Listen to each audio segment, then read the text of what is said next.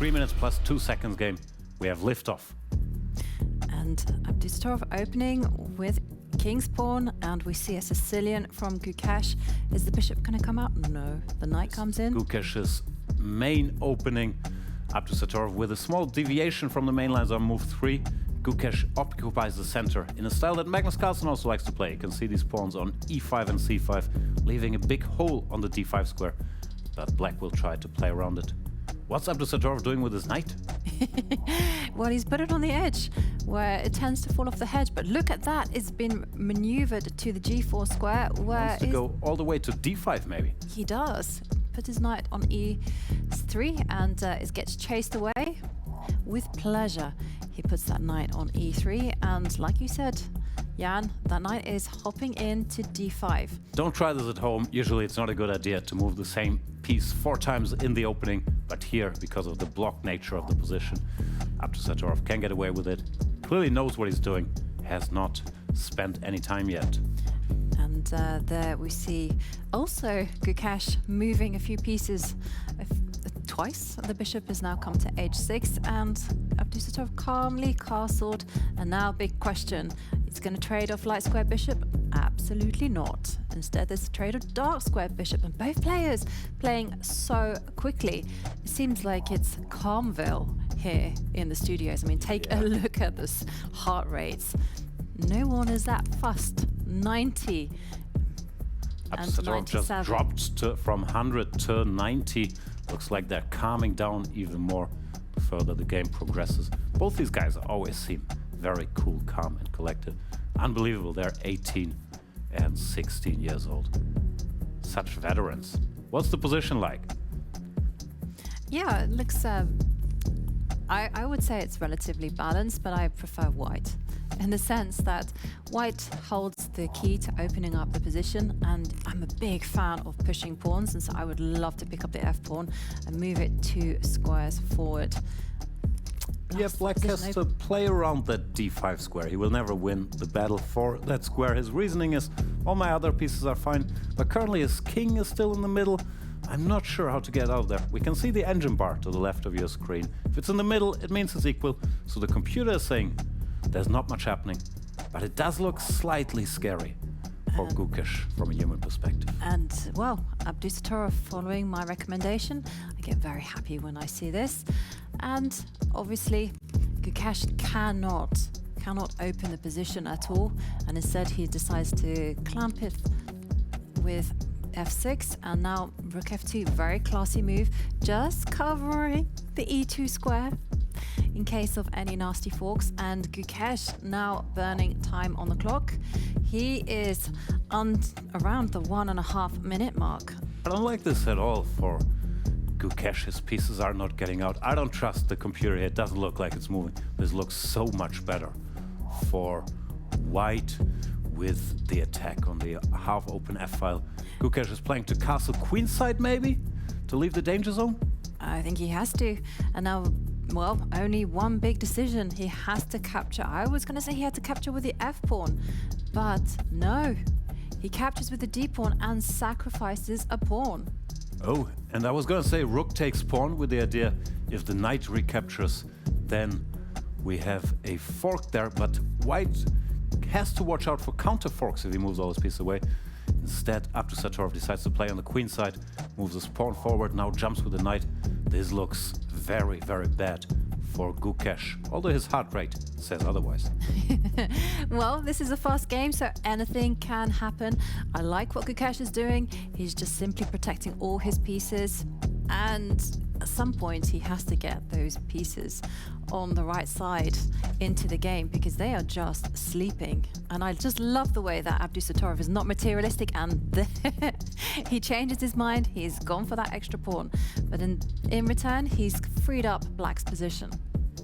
Still looks huge for white. Pawn up, the queen can enter to g5, targeting 2 pawns. Gukesh is going for counterplay with pawn to d3, and that's what he does. He's a very dangerous counter-attacking player, asking some questions. You can see Abdusattorov did not expect this turn of events, now has to think, can't just proceed.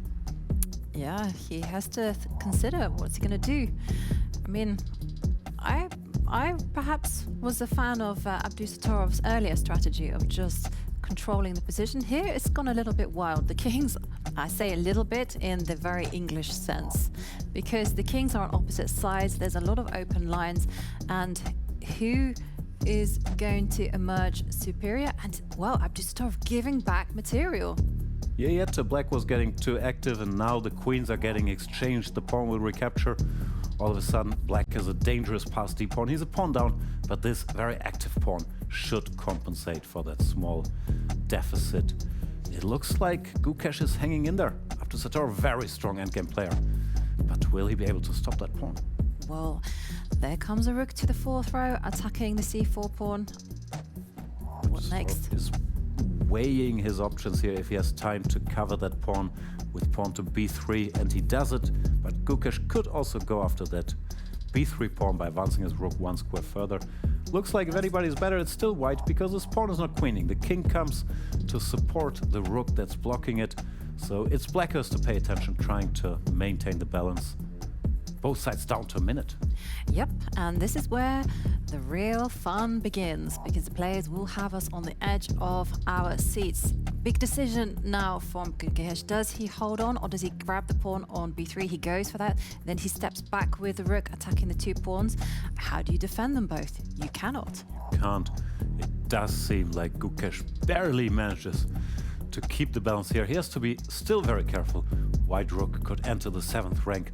The pawn in front of his king is slightly weakened, but it's hanging in there. Yeah, I love this last move from Nodirbek, eyeing up the b7 pawn from its front, and I like it. I think this is great strategy.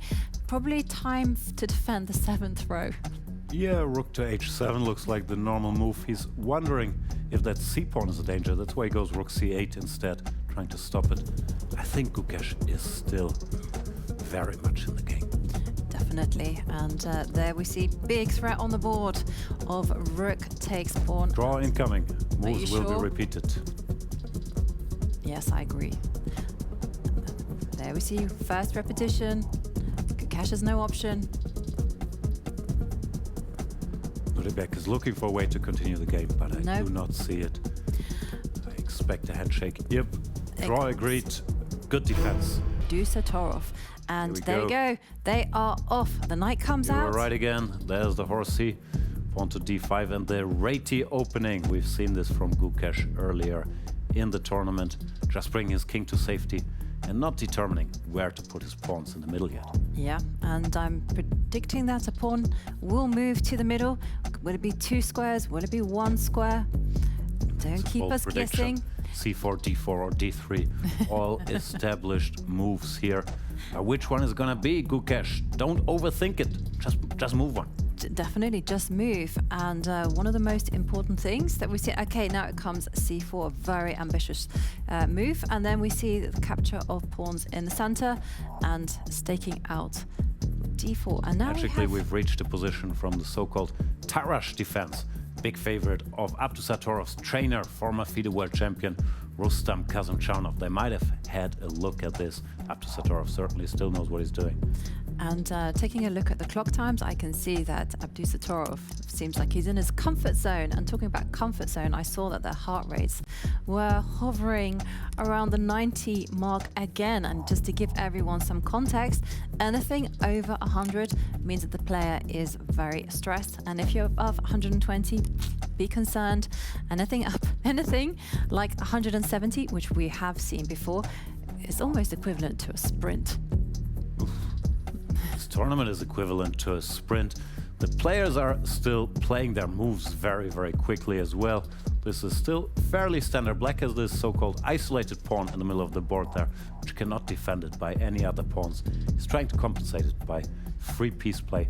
I slightly prefer white, but it's largely a matter of taste. Looks like Gukesh is happy with it too. Yeah, I really prefer white's position, but only, as you say, because I have it in my opening repertoire. So I have to like it, therefore. I have some beef in this fight. And but black's pieces are very active, and this, of course, will be a source of great joy to Abdusattorov. And his heart rate going up to 102. one thing I would do if I were black, I would not touch the bishop on b6. Yeah, I don't think he's moving backwards. Knight to e4 looks like a normal continuation, but instead he brings the queen out one square. The queen has to keep an eye on that knight, covering it, so it didn't have that big a range of motion. Now Gukesh has to decide if he wants to capture that bishop or if he wants to let it be. No, he takes it. He does take it. After all, it looks like, hey, white gets the bishop pair and also gets a better pawn structure, but take a look at black's pieces. I mean, look at the freedom that they have. Rook's now centralized, knights can spring forward, and there we see the players just settling in. Very dynamic position. Both sides will be happy. Yeah, I think white is just better. Knight to the middle, he attacks the bishop. I don't really see the appeal of black's strategy here. But Abdusattorov, of course, cannot be counted out in such a situation just yet. But white has easier play. Just rook to c1, the knight can jump to d4, he can play g4 when he feels like. It's not so easy for black to target anything. I agree. But still, don't underestimate those pesky knights. And the knight now coming to the middle of the board. Again, perhaps the knight is going to go to f5. Wow. Abdusattorov avoiding the exchange, heading for an active square himself on c4, but knight to f5 followed by the push of the pawn to g4. This looks scary for black. But the knight is going to spring into c4, so both sides have their pros and their cons, and there we can see it reflected in their heart rate. It's gone up to 110. Critical moment. Gukesh also burning time on the clock. Getting closer to that 1 minute mark. This is not good news because the position is heating up. He calmly moves his queen to b3. Now, whoever wins this will continue on to the upper bracket, and whoever loses this game gets relegated down to the lower bracket. They are still on their 2 lives. Gukesh not known to be a blitz specialist. Of course, he's amazingly good at blitz too, but at his core, he's a classical player with a long time control is where he's had his best results. Let's hope he can speed up here. Yeah, interesting move from Gukesh. Very unexpected for the knight to go to the other side of the board. What's his plan? And did you see the way that Abdusattorov immediately put his bishop on e4? And now there's been some trades. So Gukesh playing it in a very positional style. He's just I don't saying, like let's what he trade. did. He panicked a bit, giving his bishop for the knight, but I think that gives away the lion's share of his advantage. Now, without the white bishops, black looks active enough to keep the balance. Well, there we see more trades. And Gukesh, 36 seconds. Oh, well, it went down to 30 seconds on the clock. He's bungling this. Now his knight is loose on b5, pawn to d4 is in the air. His king is slightly weak. Abdusattorov has taken over to some extent. Oh no. And then look at that. When you don't have a clue what you should do, you should always just push Harry the h-pawn. And there you go. The queen comes to the aid of the white king. But h4 was a big threat in the position. And Nodirbek does it anyway. He's coming forward with the pawn. And you can actually see to the left of the board that the bar is also liking black's position a lot. Yeah, this is beautiful play by Abdusattorov. Pushes his pawn. He was attacking the knight. The white pawn into cover. Now the black knight comes, joining the attack, headed for the f4 square. And this knight on b5 became a sad spectator instead of sitting on this beautiful f5 square where it could have gone earlier. And a pawn has fallen off the board. And Abdusattorov has won the b4 pawn. Queen swings over. Okay, can he maintain his pawn on d4? Just move the knight back to c6. Abdusattorov is just so strong, also playing more quickly, making this position look easy for black. Gukesh trying to break free here with pawn to e3. He's fighting for survival, pawn down, but it's not clear yet how Abdusattorov can solve this. Probably if he takes, knight takes. A lot of material will come off the board.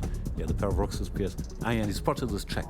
Yeah, and the king just comes forward to a light square opposite color to the square the queen is standing on, and says no to the trade of rooks.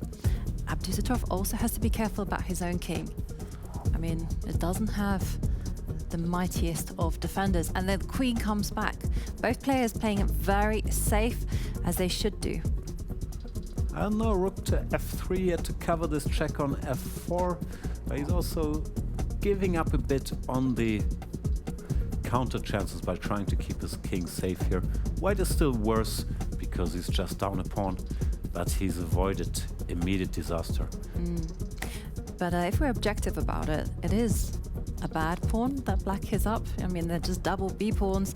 And 7 seconds for Gukesh. Rook slides over, attacks, the queen drops back, and now the rook offers a trade. He's made some progress here. Knight d5, he could take that simplifying, but it's probably not enough for an advantage. Maybe pawn 1 square forward. Lot to calculate. 29 seconds. Yeah, I know. And also you have to consider the knight is going to come into e7 with check. The pawn. Rook goes back. Oh, this is danger zone now for Abdusattorov, because there are a lot of weak squares around his king. I love this move, solidifying everything. Oh, is there a knight fork? Is there a knight fork on d7? Yes, it is. Oh, he got away with it. There's a counter fork on f4. Wasn't that obvious? But knight e8 looks like it's losing some time. Gukesh with seconds on the clock. Is he going to repeat? Back, threatening once again. The big family fork on d7. Abdusattorov is looking for a way to continue the game, but he's also down to 5 seconds. He's going to repeat, and there you see checks. Another draw? But what a draw this one will be. I mean, and now Not 3 there yet. seconds. He could still deviate, but no. Okay, the players have repeated 3 times, and we have a second draw. In a must-win situation, there will be a winner. And Abdusattorov with black with 4 minutes has draw odds, and the players are going for the Sicilian. Oh, but now the bishop comes out, and this has been advocated by Jan. Note that Gukesh deviates from his quieter strategy in the first game. Now that he's in a must-win, he goes for pawn to e4. This is the same opening that we've seen in the game. Vidit Abdusattorov, regular viewers of this program, might remember. This is the first deviation, pawn to d3. Vidit retreated with the queen instead. Maybe Gukesh has studied his opponent's games. Maybe he has, and his heart rate is reflecting the situation he's in. It's Armageddon. The heat is on, and his heart rate has bumped up to 121, whereas Abdusattorov remaining ever so calm at 98. Can Abdusattorov physically go above 100? That's the question I have. Yeah, he's been over 100 before. Apparently he can. As for the position, I like White's chances. I always like the bishops. There comes the knight, jumping, attacking the pawn. And Abdusattorov moves back and forth with the queen, which doesn't look like it was a part of his plan.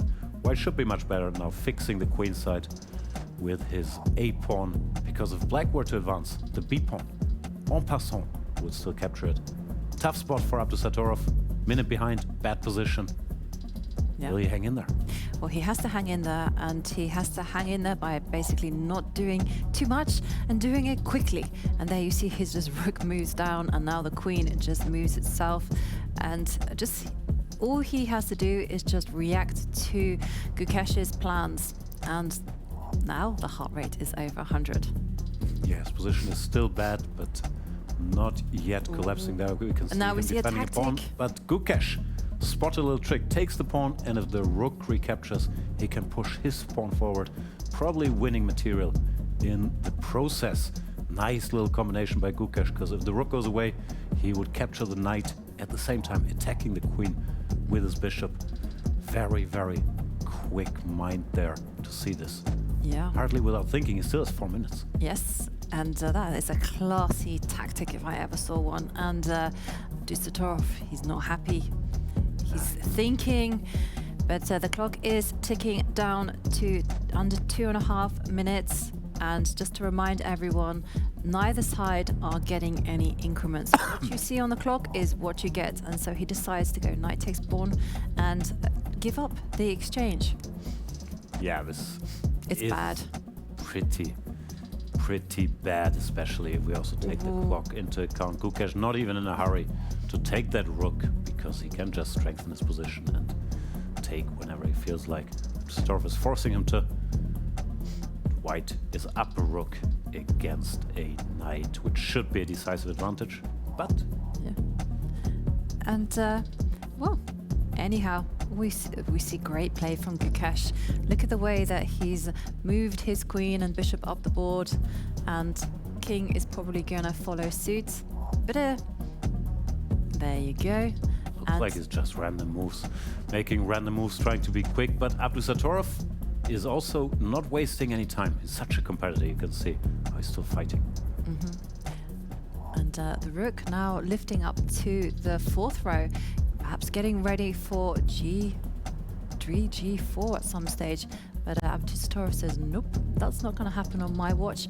And still, a lot of the tension. problem is, where do you break through? You have more material, but you don't have any obvious pawn breaks. G4 is not happening yet, D4 is not happening yet. Not yet. It's not so easy to target anything. So Gukesh tries maneuvering with his rook, just looking for places to enter now, offers an exchange of queens. Queen is going to say no and steps back. And did you see the way that Abdusattorov is just quickening the pace? The queen moves back, yeah, draw. And Nodirbek would, of course, snatch the draw in his hands, but Gukesh, he is up material. He's not going to go for that. And he's also in a must-win situation, but he hasn't made a lot of progress over the last couple of moves yet. This is the same position we had a while ago, and he tries to change the nature of it by pushing his d-pawn. Yeah, he pushes one more go, one more move. Good stuff. Oh yeah, he takes on d5. That's opening the position up for the white bishop. Did he have to do that? Now it looks really bad. Yeah, I don't like that move. I thought he had to keep the position close, because now the rook on e1 has a clear vision. The bishop can take on d5, come into the game. Yeah, there comes the bishop. This really helped white's chances, because now these pieces are doing something. Yep, I agree. And Gukesh relying on a trusty maneuver, offering trade of queens. Now the queen says can't do step that back so easily, because he can take the knight. No, why didn't he do that? Take it. Take the horse. He's going for it now. And this is just over. Winning. Yeah, Nodirbek shaking his head. He knows something has gone wrong. White will emerge a piece up. Yeah. This is it. Still 2 minutes for Gukesh, the 16-year-old, just cruising through this competition. Abdusattorov resigns, piece down. Gukesh wins the Armageddon.